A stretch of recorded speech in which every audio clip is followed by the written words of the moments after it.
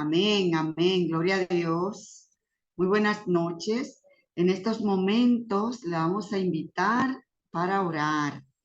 Vamos a orar y agradecer a Dios por todo el cuidado que ha tenido para con nuestro país, para con nosotros, a pesar de esta tormenta tan terrible. Bueno, terrible, pero que no fue tan como lo esperábamos. Oremos. Padre de amor, gracias le damos. Gracias por su amor, por su infinita misericordia. Gracias todas sus bondades.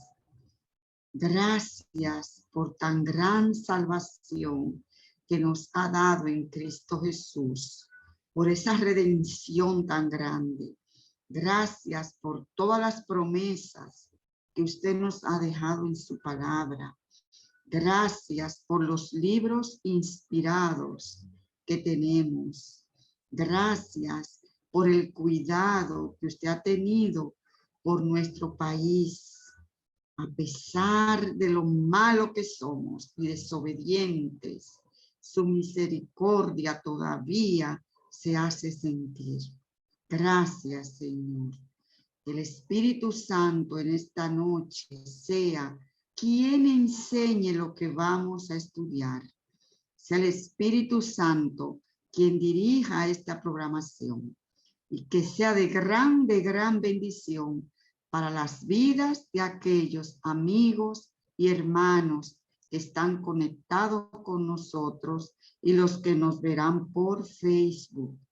Que sea de bendición para sus vidas. Gracias, lo pedimos y agradecemos en el nombre de Jesús. Amén y amén. Amén. Amén, amén. Glorificado sea nuestro Dios. Feli, el Señor, nuestro Dios es un Dios maravilloso, bueno, fiel.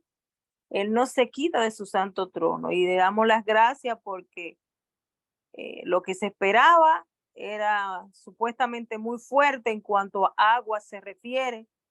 Y tú sabes que allá en Santo Domingo, en nuestro país, donde quiera que hay un chinchín de agua, ya está la gente ahogando.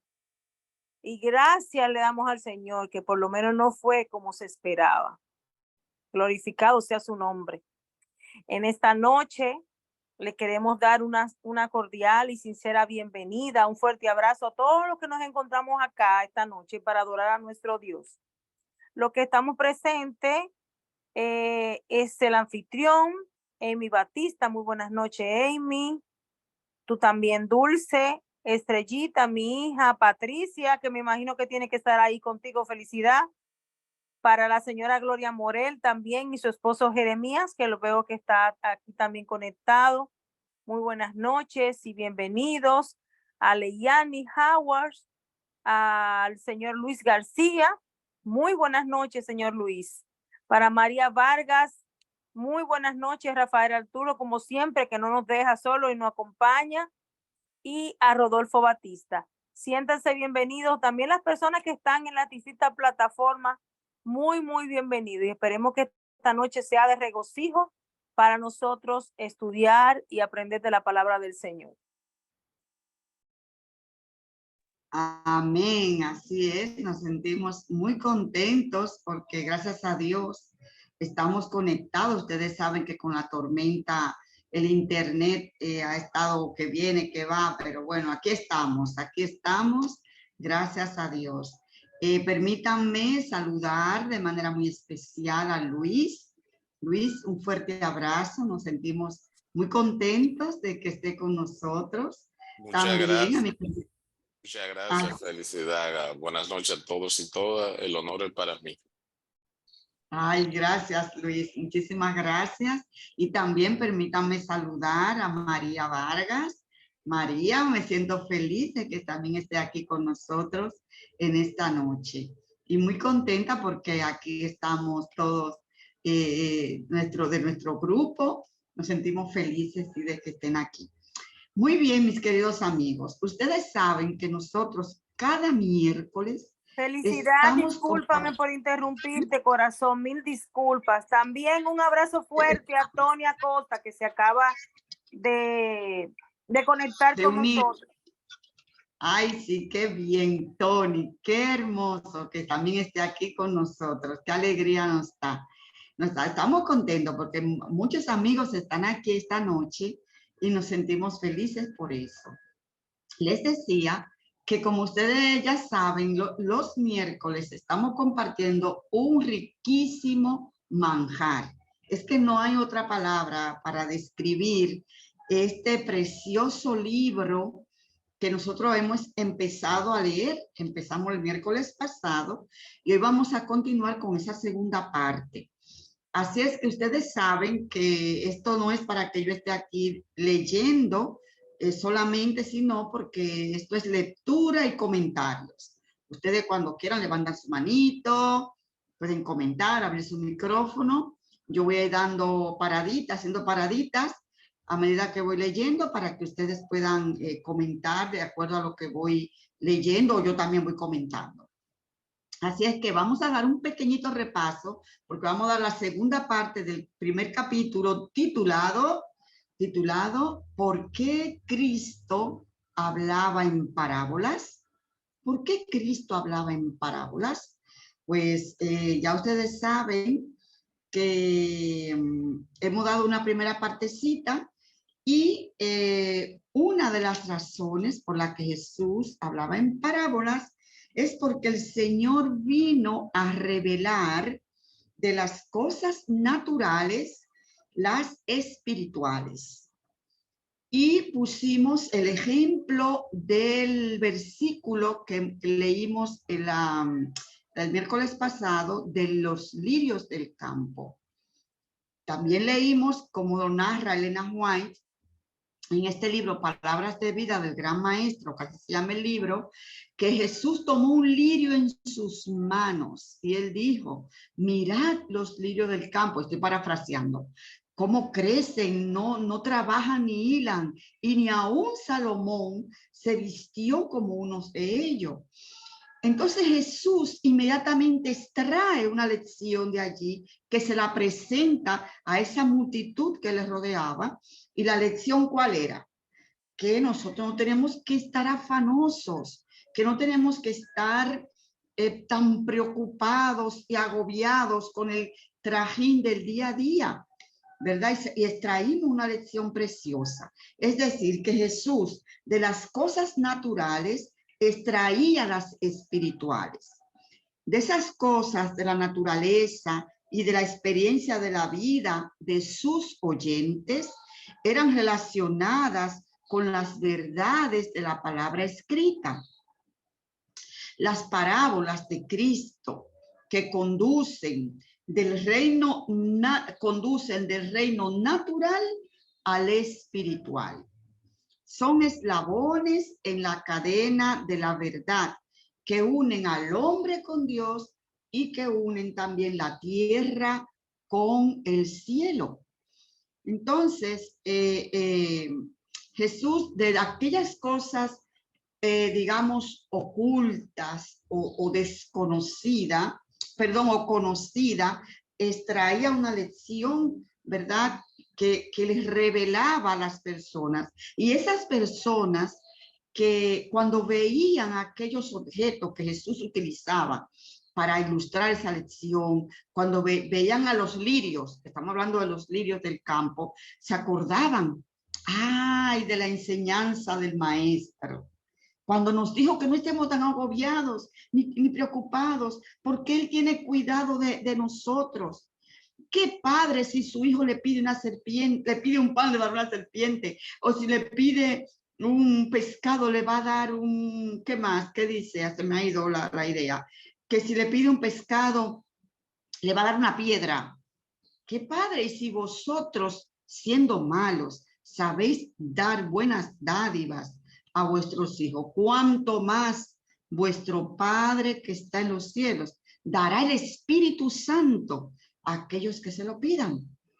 Entonces vemos cómo Jesús quitó como ese velo, ¿no? Ese velo oscuro del entendimiento, para que la gente no entendía aquellas lecciones que le daban los sacerdotes y esos maestros de la época. Jesús vino a quitar ese velo y a revelar esas enseñanzas espirituales por medio de las cosas naturales. Súper interesante. Y yo quiero concluir esta primera partecita leyéndole y compartiéndole un versículo precioso. Lo voy a recomendar. Ustedes lean Romanos capítulo 1 en sus casas. Lo dejo de tarea desde ya. Los Romanos capítulo 1 del 18 hasta el 32. Porque ahí habla acerca de la culpabilidad del hombre y del estado espiritual en que estará el mundo antes de que Cristo venga. Se lo dejo ahí de tarea. Y dentro de estos versículos está el versículo 20, súper interesante. Y miren lo que dice.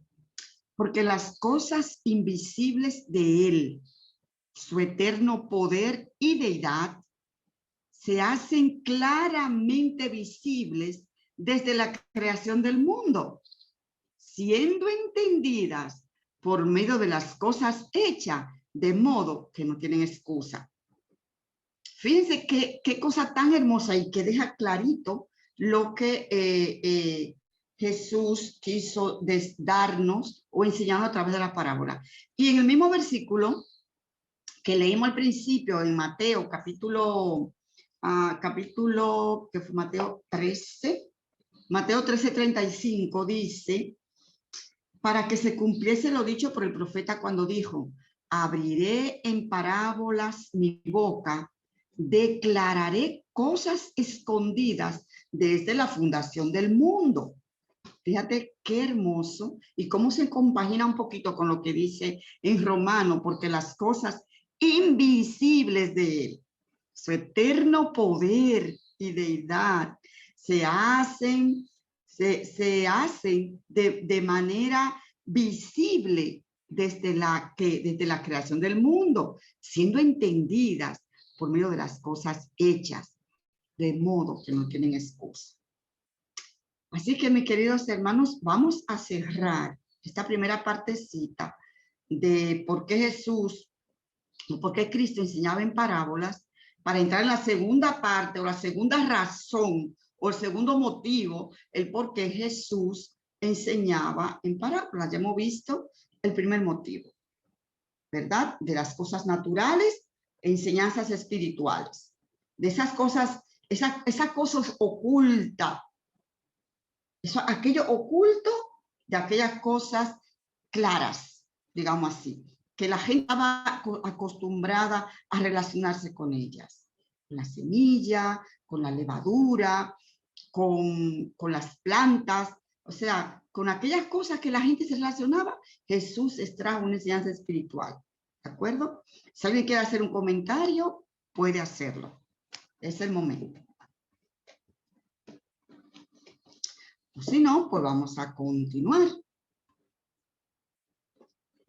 Bien, entonces, además, dice, continúa la lectura, además tenía Jesús otra razón para enseñar por medio de parábolas. Entre las multitudes, escuchen bien esto, entre las multitudes que se reunían a su alrededor, habían sacerdotes, rabinos, escribas, ancianos, herodianos, gobernantes, hombres amantes de los placeres, fanáticos, ambiciosos, que deseaban sobre todas las cosas encontrar alguna acusación contra él. Estaban allí, ¿para qué? Para encontrar algo, una quisquillita, cualquier cosita, cualquier errorcito que Jesús cometiera, ¡pum!, para arremeter contra él. Estos espías seguían sus pasos día tras día para escuchar de sus labios alguna palabra que pudiera servir para condenar y acallar para siempre a aquel que parecía arrastrar al mundo tras él. Un montón de gente que le seguía, pero había de todo. Y no era solo con la intención de aprender, con la intención de déjame oír qué dice este señor. déjame aprender de él. No, habían allí espías que tenían una, como decimos nosotros, muy dominicano, mala fe, malas intenciones.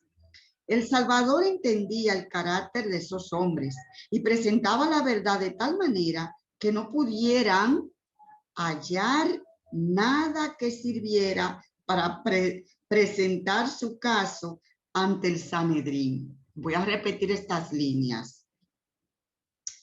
Dice en estas líneas, el Salvador entendía el carácter de esos hombres y presentaba la verdad de tal manera que estos hombres, perdón, de tal manera que no pudieran hallar nada que sirviera para presentar su caso ante el Sanedrín.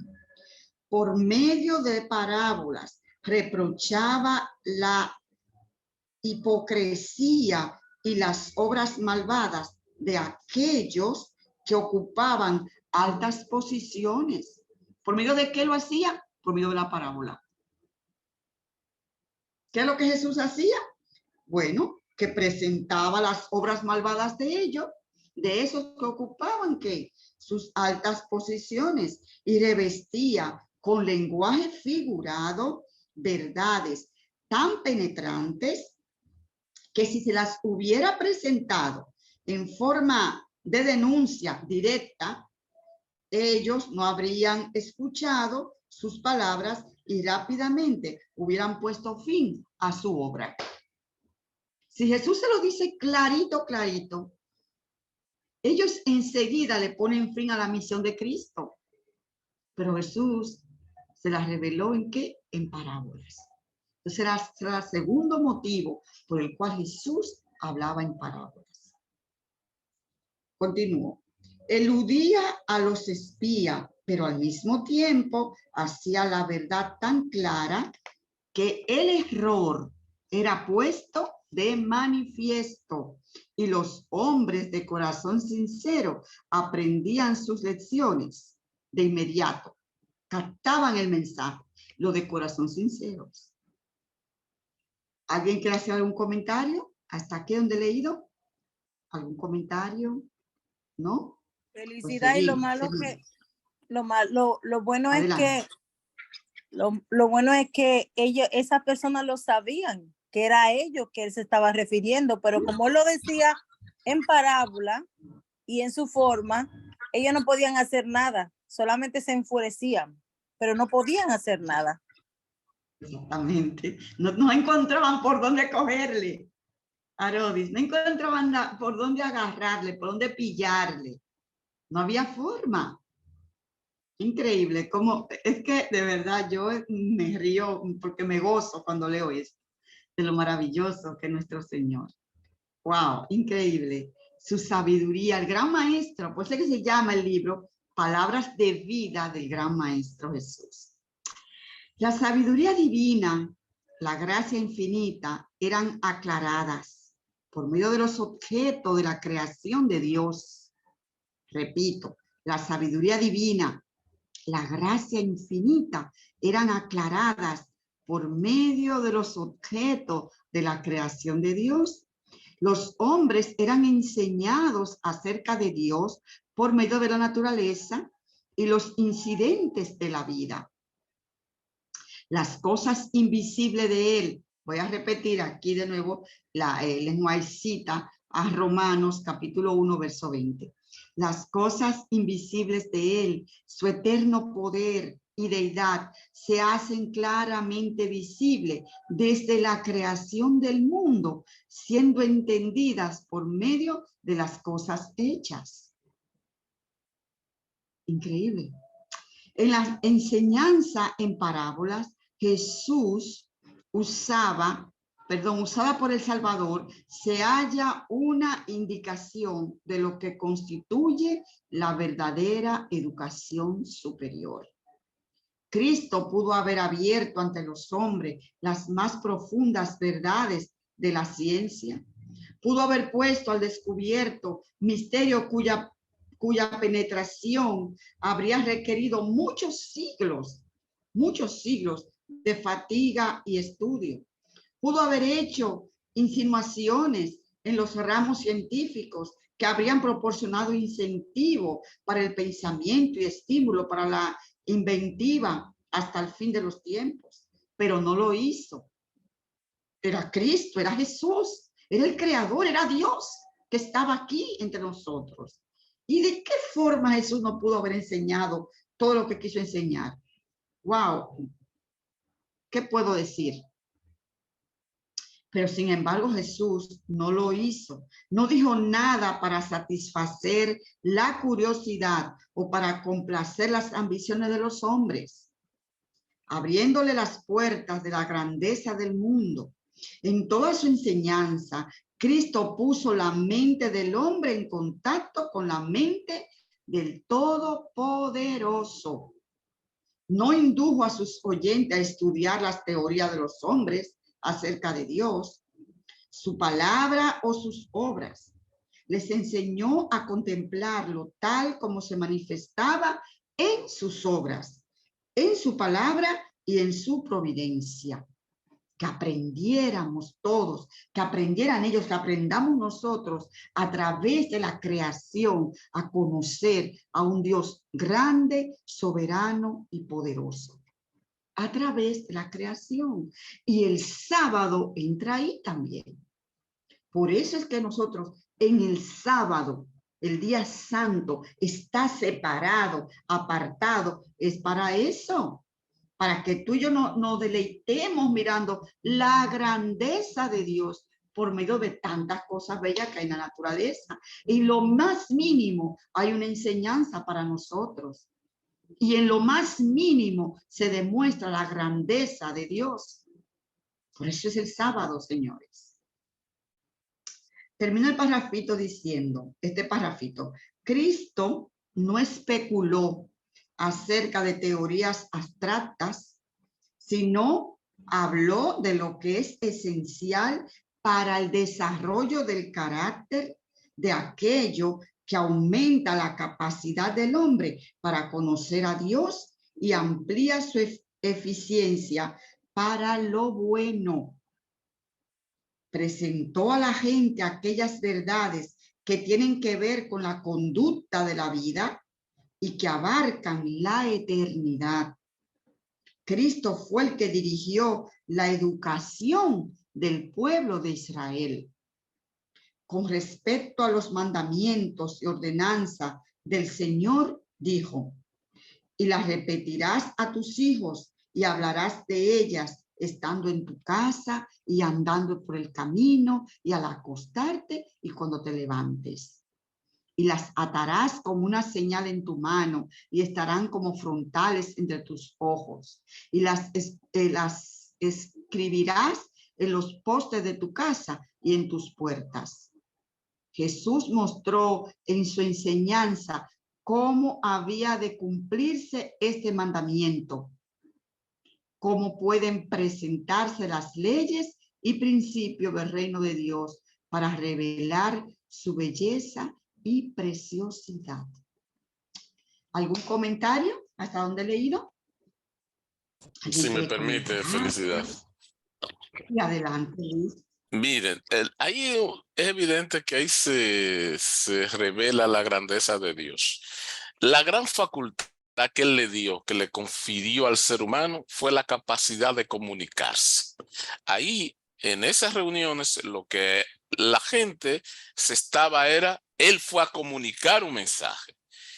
Pero Él sabía que los que estaban ahí no eran, digamos que eran personas del montón en general, sino como has leído, eran los magistrados de entonces. Los fariseos eran gente preparada de verdad. Fariseos, si escribe, estamos hablando como lo más grande, como los doctores de hoy en día, pues se dedicaban a estudiar. Entonces fueron, ¿por qué? Y él lo sabía cuál era el propósito, era llevarlo al Sanedrín. Y al final, como todos sabemos, su condena, como no pudo hacer la justicia material porque no lo encontró nada, le inventaron y lo condenaron en el Sanedrín a pesar de todo. Pero ¿a qué lo utiliza? Y ahí eso, lo de la parábola, es bueno entenderlo así con esta claridad. ¿Por qué él usa la parábola? La parábola es lo que hoy se conoce como como las figuras retóricas del lenguaje. Es decir, esa forma elegante, bonita de comunicar las cosas. Hay diferentes figuras del lenguaje. La metáfora, que es lo que se utilizan más, pero también en este caso él utilizaba la anécdota. La parábola en el fondo es una anécdota, es narrar unas cosas. ¿Y por qué lo hacía? Porque todavía desde entonces y hoy la gente entiende más cuando se le habla en anécdota, cuando se le dicen narraciones, le entiende hasta el más bajo. Y lo que él interesaba en el fondo era esa persona que no venía de grandes estudios, que entendieran con claridad qué era lo que se trataba. Y entonces utilizaba las cosas de la vida, la cotidianidad de la vida, y describía el mundo y comunicaba a través de la descripción de lo que estaba al lado. Lo único que le ponía a ese lenguaje la palabra hermosa para que si lo hacía directamente, le adelantaban un juicio que él sabía que iba a venir. De manera que ver estas cosas de la parábola, verla en un mundo de alta significación en el ámbito del lenguaje y de la comunicación. Al final, esa retórica del lenguaje fue que le permitió, en forma de anécdota, que son que son las parábolas, era para que el de abajo lo entendiera, porque al final a eso era que él pretendía persuadir, convencer de lo que él quería decir. Exacto, exacto. Y fíjate, Luis y los demás, una enseñanza, yo digo, audiovisual. Audiovisual, porque a medida, y lo veremos más adelante, cómo Jesús, a medida que iba hablando, la gente podía contemplar lo que él describía. Cuando él habló de la semilla y el sembrador, la gente podía ver, la gente estaba relacionada porque todos eran casi labradores y eso estaba relacionado con ellos, pero podían ver allá en el campo, a lo lejos, al labrador sembrando. Entonces, esa enseñanza que, bueno, tú como maestro o profesor que eres, sabes que la enseñanza audiovisual es una de las mejores para mí, porque es que se te fija más fácilmente lo que te están enseñando. El aprendizaje es mucho más efectivo. Vaya, así lo entiendo. Cuando un maestro toma una pantalla allí o pone cartulinas o lo que ponga delante de los niños, por eso es que los libros son tan ilustrados, pone allí en una pantalla, en una clase, y le va enseñando de manera ilustrada lo que le está enseñando, vaya, el alumno aprende más, se le queda mucho más esa enseñanza a través del método audiovisual. Entonces Jesús empleaba ese método, y cuando tú veías o cuando ellos veían esos objetos que Jesús le daba la enseñanza o cogía para enseñarles, sea levadura, sea la semilla, se acordaban de la lección del maestro. Fíjate tú lo importante y cómo se queda en la mente cuando a ti te lo enseñan de esa manera, Luis, como tú bien has dicho, que te ilustren lo que te están enseñando. Es la mejor forma de aprender, y por eso es que ustedes ven también como los libros de lectura, cuando tú empiezas a leer el Coquito, cuando leíamos el Coquito, ahora el Nacho, pues todo vienen con ilustraciones de las vocales, A, E, I, O, U, o mamá, si es mamá te ponen una madre, una señora, si es papá te ponen un señor, si es una pipa, te ponían la pipa, ¿no? Y aquí tú aprendías a leer mirando el objeto, no solamente se te quedaba más fácil las letras. O sea que el método de enseñanza de Cristo es un método con una excelencia exquisita o todo. Bien, ¿algún otro comentario? Bien, pues vamos a continuar porque hay muchas cositas por aquí, muy interesante. Entonces, a ver, uy, se me pierde la línea. Ok, cuando el Señor preparaba a los hijos de Israel para que fueran sus representantes especiales, les dio hogares situados entre las colinas y los valles. En su vida doméstica y en sus servicios religiosos se ponían constantemente en contacto con la naturaleza y con la palabra de Dios, con ambas cosas. Cristo también enseñaba a sus discípulos junto al lago, sobre la ladera de la montaña, en los campos y arboledas, donde pudieran contemplar las cosas de la naturaleza con las cuales amplificaba sus enseñanzas. Y mientras aprendían de Cristo, usaban sus conocimientos cooperando con él en su obra. O sea, una enseñanza, vamos, un método de enseñanza increíble, porque también practicaban lo que Jesús le enseñaba. Si hablamos de salir a pescar, a buscar hombres, ¿no? Pecadores, pues se le enseñó allí pescando, cuando tiraron la red en el mar y todo aquello. O sea que siempre estaba Jesús poniendo a sus discípulos en contacto con la naturaleza para que ellos pudieran captar el mensaje que él les quería dar. Esto es maravilloso. Yo que me emociono, señores, discúlpenme, con este libro tan lindo. Y también nos dice, de esta misma manera, mediante la creación, debemos familiarizarnos con el Creador. El libro de la naturaleza es un gran libro de texto que debemos usar junto con la Biblia para enseñar a los demás acerca del carácter de Dios y para llevar de nuevo a los descarriados al rebaño del Señor. Mientras estudian las obras de Dios, el Espíritu Santo imparte convicción a la mente. No se trata de la convicción que producen los razonamientos lógicos, y a menos que la mente haya llegado a estar demasiado oscurecida para conocer a Dios, la vista extremadamente anublada para verlo, el oído completamente embotado para oír su voz, se percibe un significado más profundo y las sublimes verdades espirituales de la palabra escrita quedan impresas en el corazón. A la vez que podemos contemplar la naturaleza, contemplar y extraer de ella esas lecciones tan hermosas y ver a un Dios poderoso que por su palabra todo existe. Wow. Qué privilegio vivir en el campo. Es un privilegio, señores. Vivir en un lugar apartado de la ciudad, fuera del centro de lo que es la ciudad, y vivir en un lugar tranquilo, eso es un privilegio muy grande. Por eso Jesús utilizaba este método tan hermoso, tan profundo. En estas lecciones que se obtienen directamente de la naturaleza hay una sencillez y una pureza que les da el más elevado valor. Todos necesitan las enseñanzas que se deben extraer de esta fuente.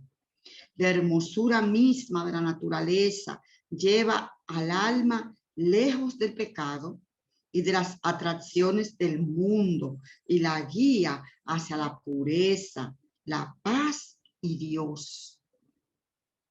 Si nos ponemos a comparar lo que es vivir en el centro de la ciudad o en la misma ciudad donde uno, bueno, ha tocado vivir.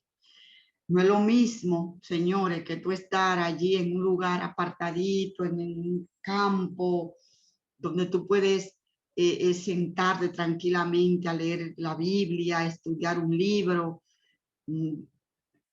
que es tan distinto, estás rodeado de música, de bulla, el ruido de los vehículos, de los motores, del ruido del bullicio. No es lo mismo, mucha diferencia.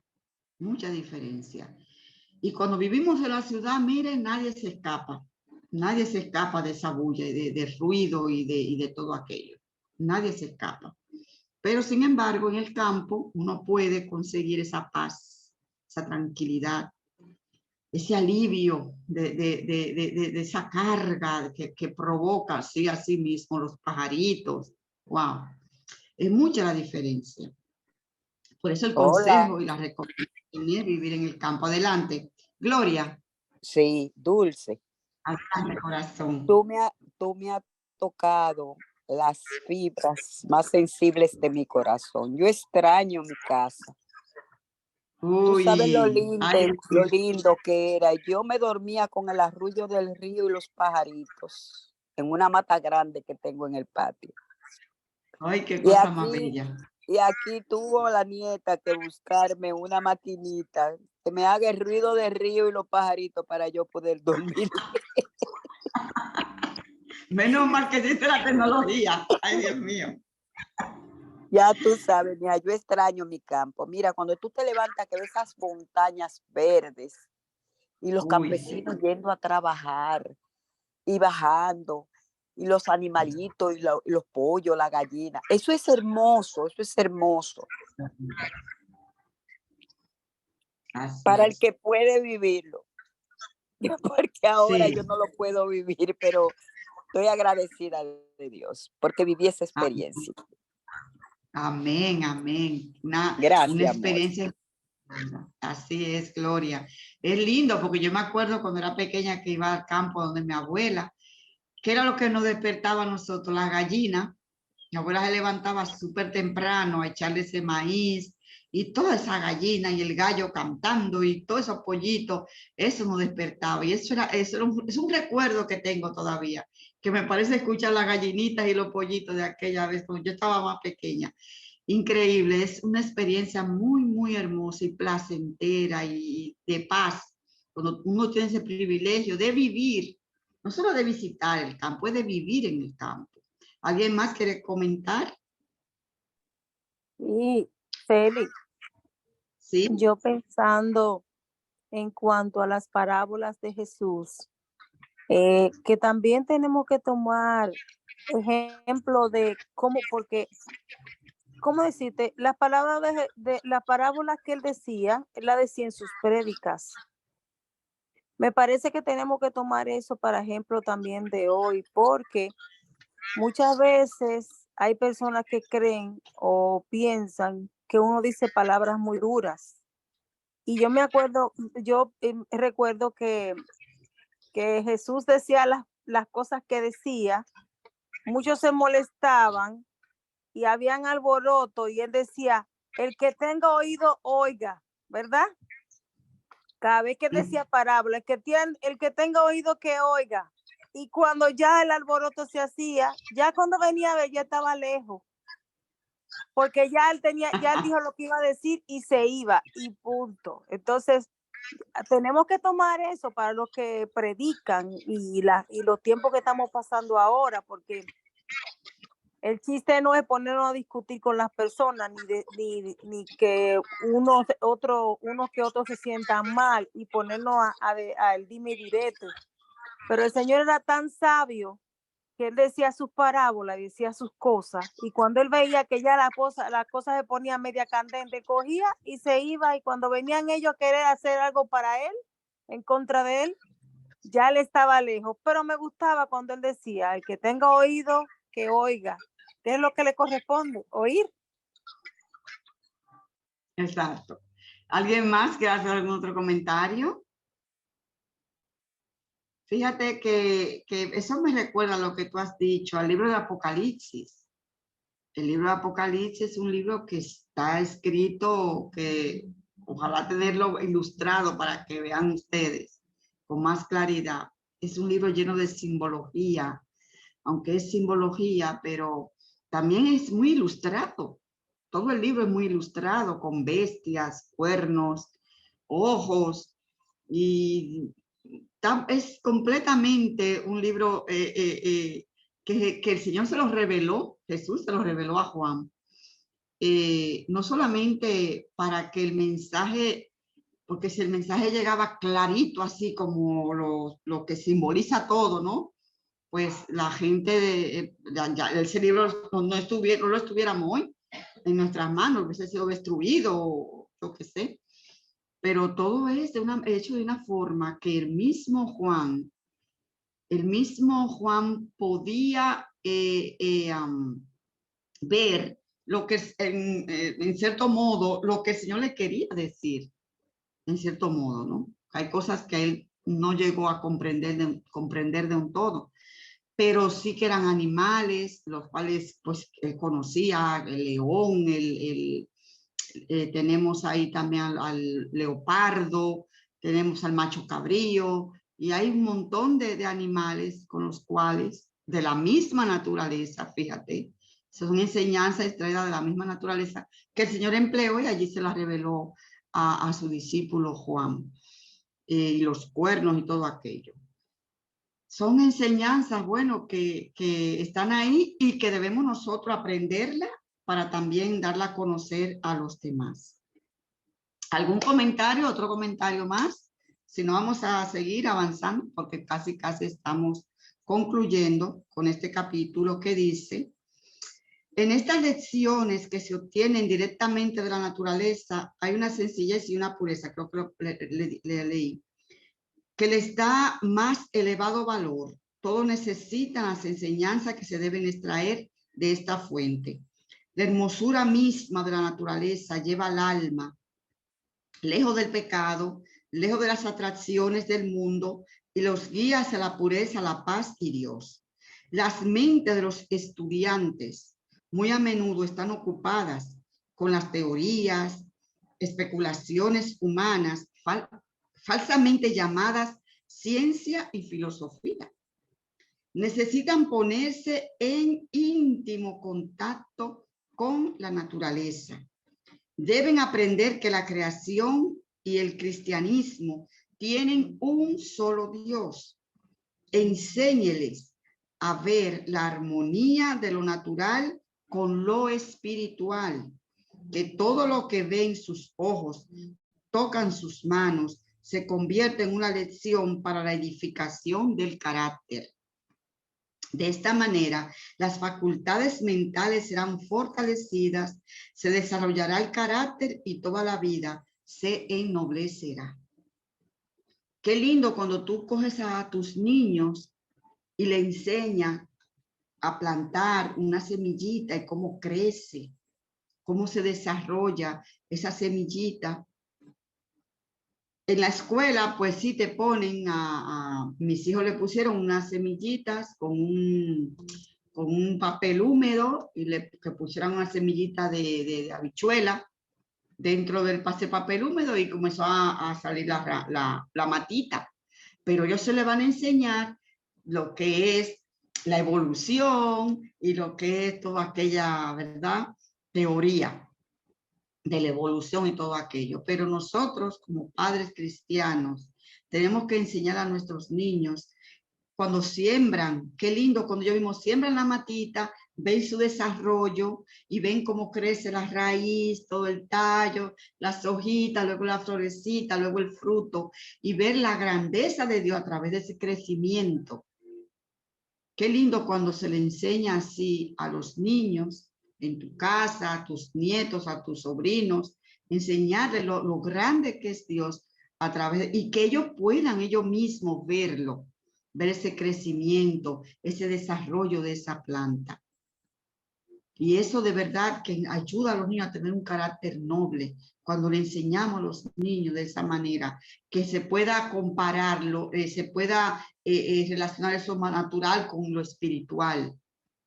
¿De acuerdo? Porque claro, ahí está la filosofía, ahí están las teorías que hay que la dan, la tienen que dar en la escuela, la tienen que dar en la universidad y la tienen que dar en, vaya, mientras, hasta que no se hagan profesionales, la seguirán dando.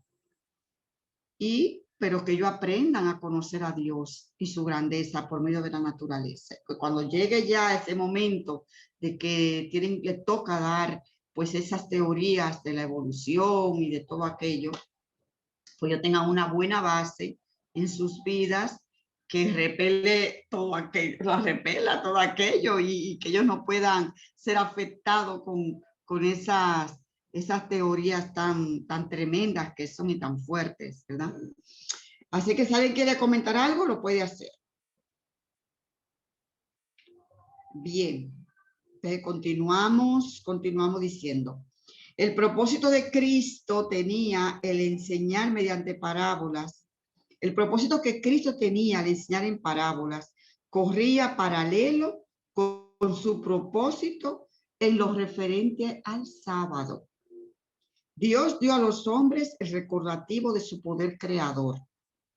Y a fin de que lo vieran en las obras de sus manos, el sábado nos invita a contemplar la gloria del Creador en sus obras creadas.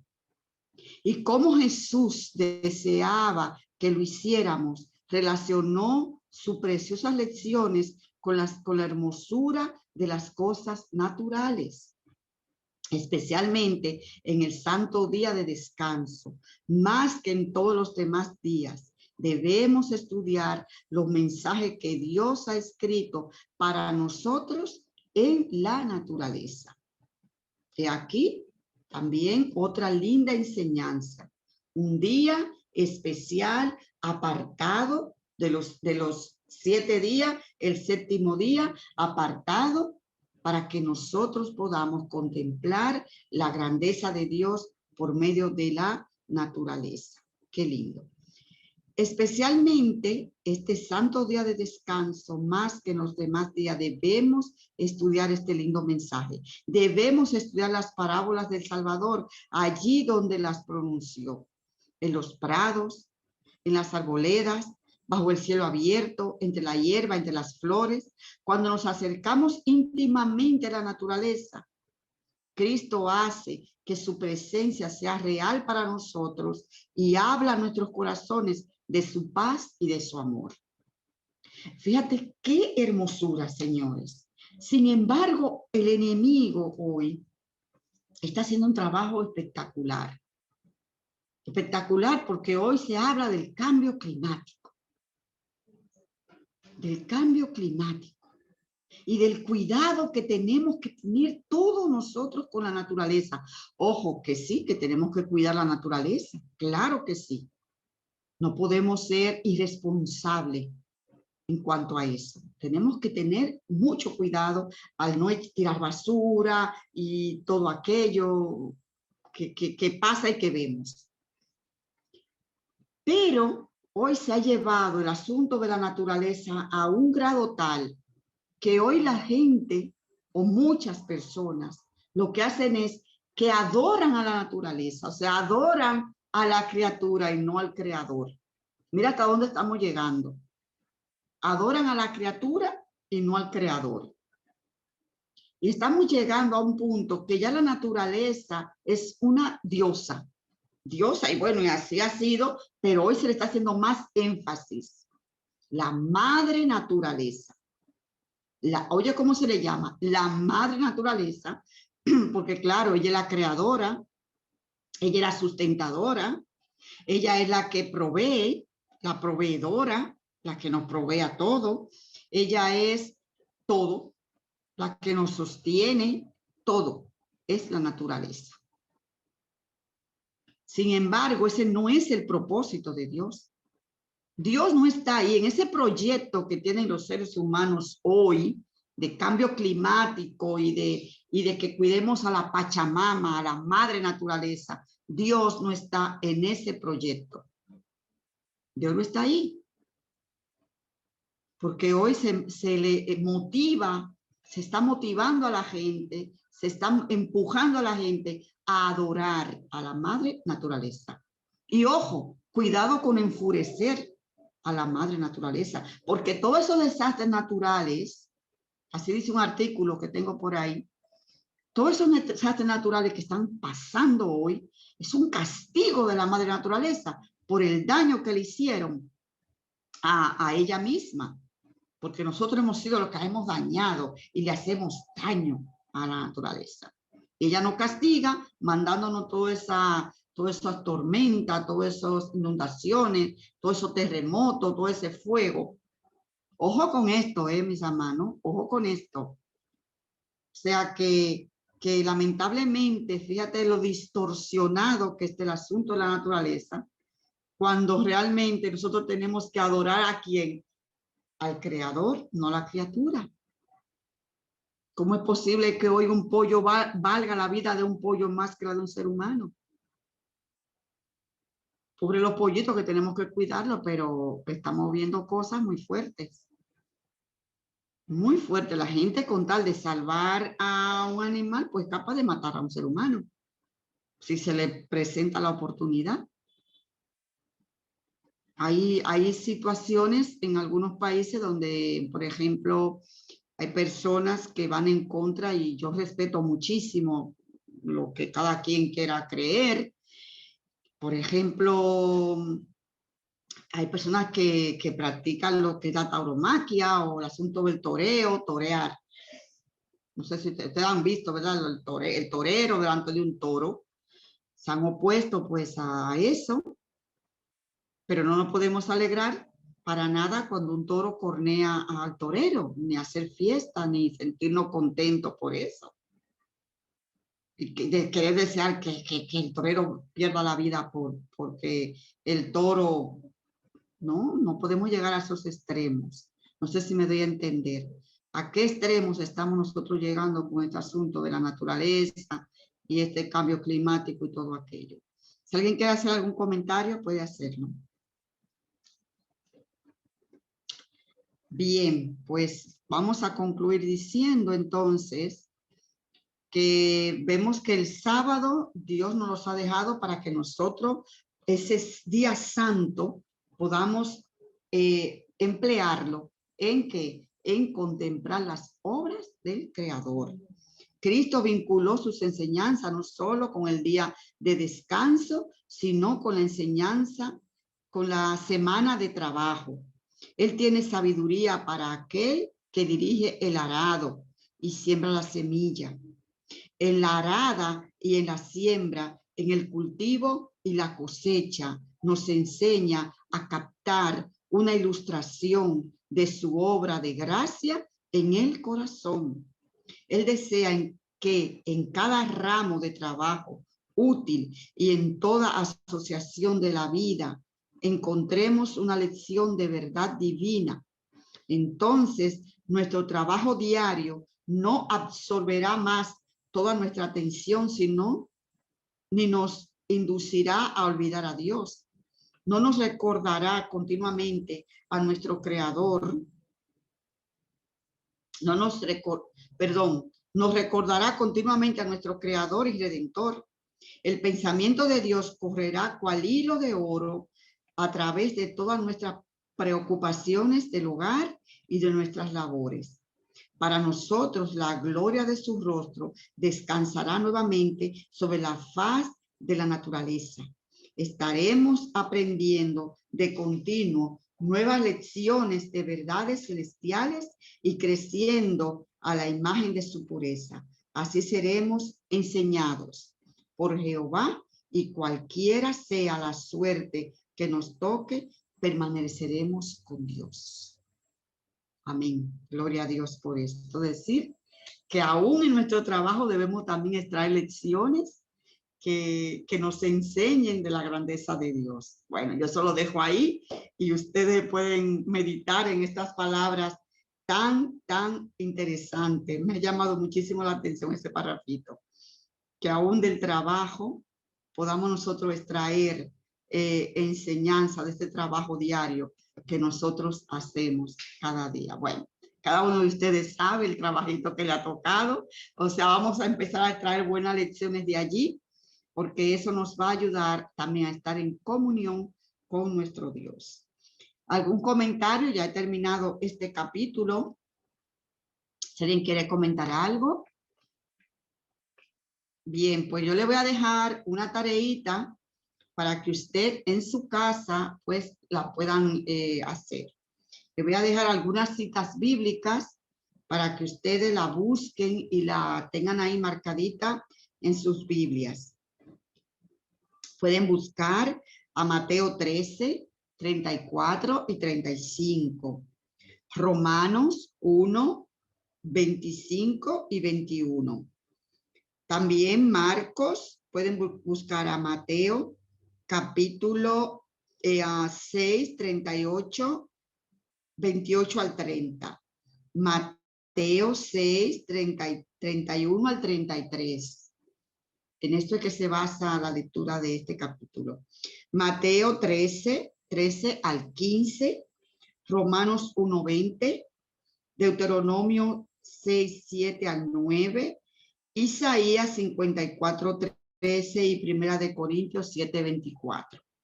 Esa es una tareita para que ustedes cojan su Biblia y comiencen, porque darán cuenta que todo lo que hemos leído está basado en estos versículos que les he dejado. Mis amados, que Dios les bendiga. Yo espero que la lectura haya quedado bien clara, el por qué Cristo enseñó en parábolas. Así es que Dios les bendiga grandemente. La semana que viene vamos a tratar una parábola preciosa. La primera parábola, el sembrador salió a sembrar. Esto sí está lindo, señores. No se lo pierdan el próximo miércoles. Dios les bendiga grandemente a todos. Gracias por asistir y que esa visita vuelva a repetirse. Vamos a orar para concluir. Padre de amor, gracias. Gracias porque usted nos ha acompañado en esta noche. Gracias, Señor, por tan bellas enseñanzas. Gracias, Señor, porque a través de la naturaleza usted nos ha mostrado esas cosas espirituales que se nos hacen ahora más fácil de entender. Su amor, su gracia, el perdón, el deseo tan grande que usted tiene de salvarnos. Gracias le damos. Gracias por su presencia. Gracias, Señor. Les rogamos que sus más ricas bendiciones estén en cada hogar que se ha conectado en esta noche y los que se han conectado a través de Facebook. Lo pedimos en el nombre de Jesús. Amén y amén. Buenas noches y concluimos con el himno con el cual hemos empezado.